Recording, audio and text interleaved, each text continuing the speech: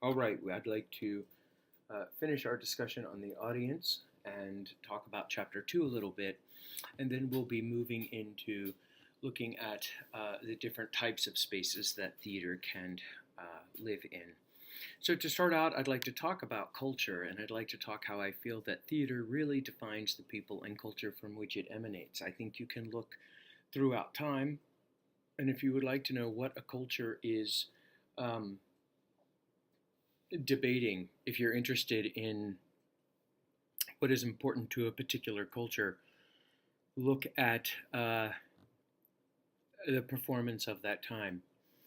Um, you'll see similarities in how performance happens, what performances are about, as well as the use of spectacle in performance to propose hypotheses about different cultures and what they value.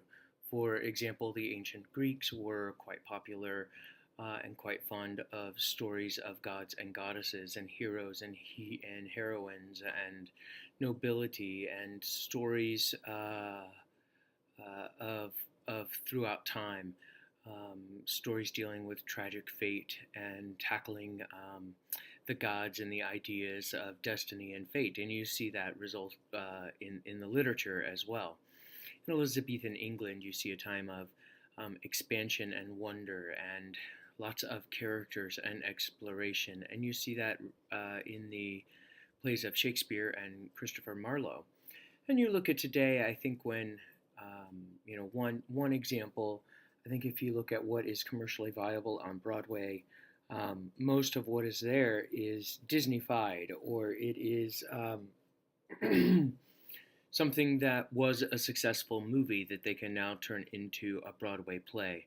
And I think that shows that the modern culture really is yearning for new ideas and isn't as willing to take a risk on something new as opposed to something uh, that is proven to make money. So, when we talk about theater, we're going to talk about theater in three different time periods. And first, I want to talk about the ancient Greeks. As you can see here on the left hand side, ancient Greek theater was performed at a time of religious festivals, starting at sun up, performing until sundown, of course. In the bottom right hand side, you can see kind of a fisheye view of a typical Elizabethan playhouse. That's actually the replica of the Globe Theater. You can see the groundlings, the folks standing in the front part of the stage, and the corrals around the sides and top areas. Up above, you see a modern theater. That's a floating theater, a floating stage that's done every year as part of a festival in Austria, and it's pretty opulent and extravagant. So, when we talk about ancient Greece, most of the plays of ancient Greece adhered to what Aristotle referred to as the classical unity, which was the unity of place, the unity of time, and the unity of action, meaning that the events usually occurred in one location, and that location was usually in front of a palace or in a public square, market, or forum. Events occurred in real time, much like an episode of 24. There were not gaps between scenes, and time did not shift.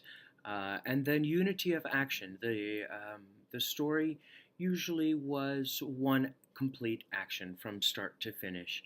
And that sort of afforded some of these other things that we saw, which was a typical five-act structure, a exposition, then a choral interlude, then a plot complication, and then a choral interlude, and then the climax, and then a choral interlude, etc., etc.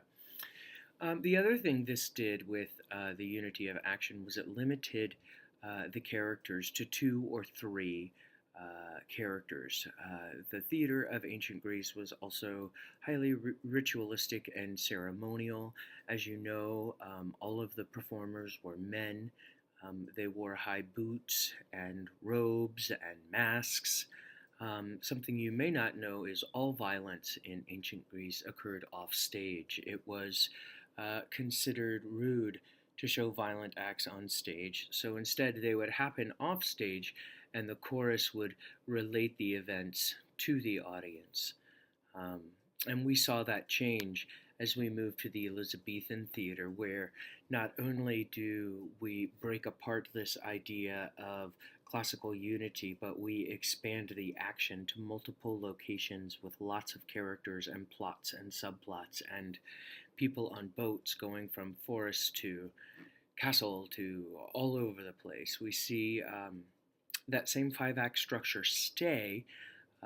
In fact, Shakespeare might very well have perfected that typical five-act structure, and we'll be taking a look at that in class.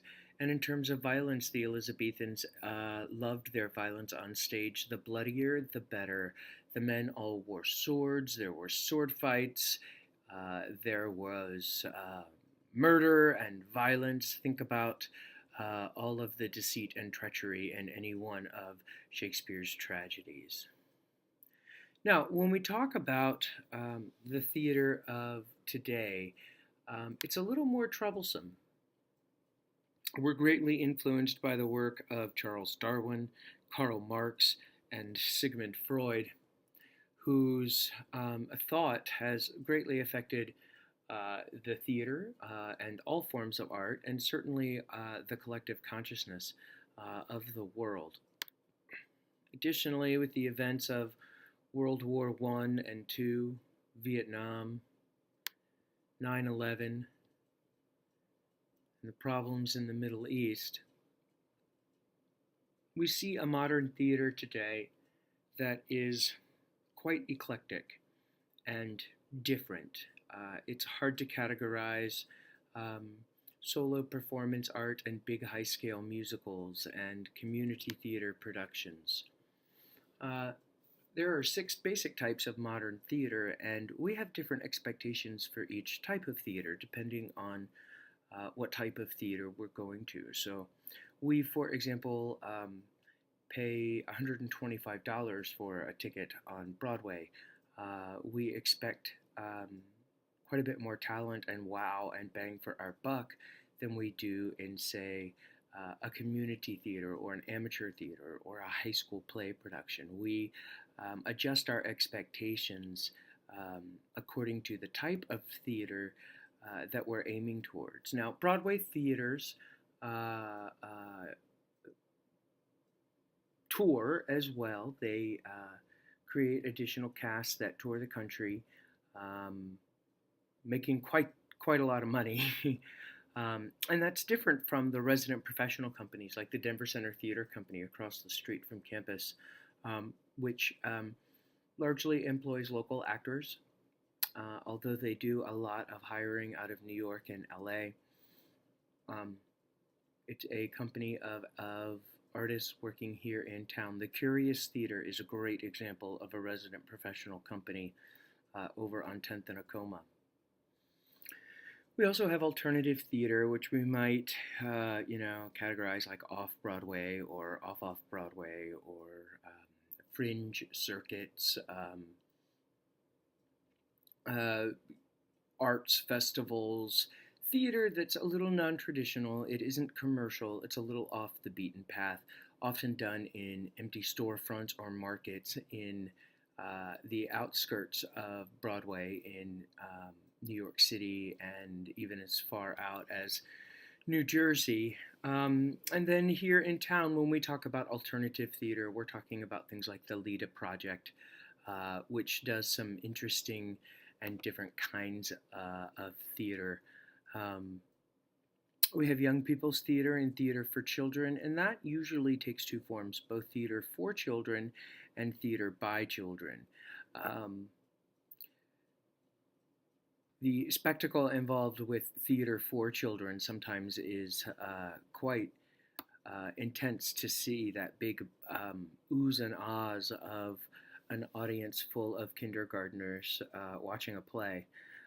Is very different from young people's theater, where there might be some interesting mask work or puppet work where young people actually perform. Of course, college and university theater, like what is here on this campus, And then out into the community and amateur theater productions, and that's anywhere from semi-professional places that give actors a cut all the way down to um, volunteers and people who just love theater that like to do plays that have other full-time jobs. So today's theater landscape is changing, and I think it shows just how eclectic our world and our culture is. When we go to evaluate theater, it's important to note the difference between a critic and a reviewer. A critic is someone with a lot of theatrical knowledge and experience. They tend to be well versed in history and literature and art. And when they go to critique a play, they have a lot more inside knowledge than the average theater goer, a theater reviewer, much like you will be in writing play reviews for this class, much like Siskel and Ebert were, much like Rotten Tomatoes, and those sorts of things. I think it's important to note that a critic usually, because of his experience and knowledge and breadth of experience, usually has more time to write his review. He's got more space to write his review, and he goes into a lot more detail than a reviewer, which is likely to give, kind of in the most sophomoric way, a thumbs up or thumbs down or a 4 out of 5 stars, all the way up to an informed and articulate response, hopefully like the ones you'll be writing. The criteria for evaluating theater is to look at what they are trying to do and whether or not those intentions were achieved.